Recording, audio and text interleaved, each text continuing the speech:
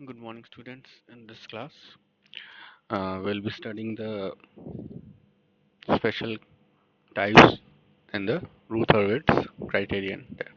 ठीक है, दो स्पेशल टाइप्स होते हैं रूथरविट्स क्राइटेरियन में, उनको इस क्लास में हम लोग पढ़ेंगे. Special cases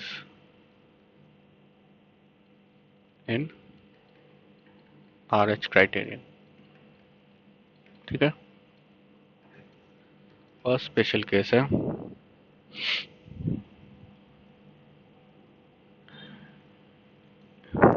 is 0 in the first column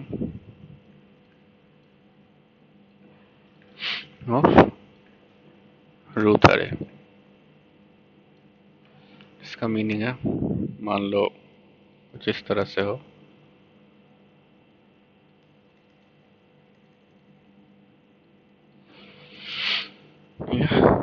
यहाँ कुछ नंबर्स हैं, मान लो ये वाला टर्म यहाँ पे 0 हो जाए, बाकी टर्म्स हैं मेरे पास यहाँ, ये टर्म्स है, ये टर्म यहाँ 0 हो गया. तो सॉल्व कैसे करेंगे? इसको सॉल्व करने के लिए हमको यहाँ पे एक सपोज करना होगा. सपोज दिस रिप्रेजेंट्स अ, इसके जगह पे एक पॉजिटिव इंटीजर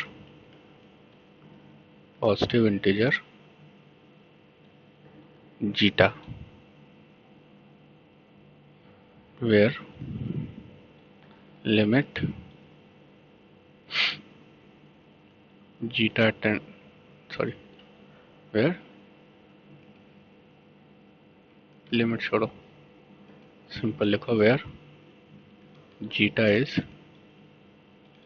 infinitesimally स्मॉल, यानी जीटा का वैल्यू जो है ऑलमोस्ट 0 है. ठीक है, ऑलमोस्ट 0 है बट ग्रेटर देन 0 है. पॉजिटिव इंटीजर मत लिखो यहाँ, sorry, it is a positive number not a positive integer. Positive number, clear है?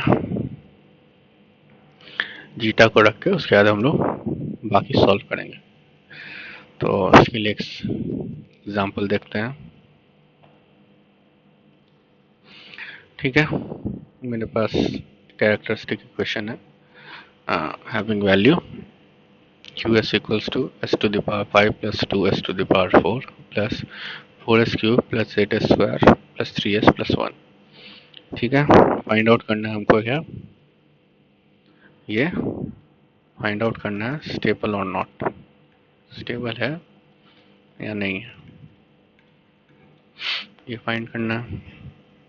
तो सबसे पहले रूथ अरे बनाएंगे.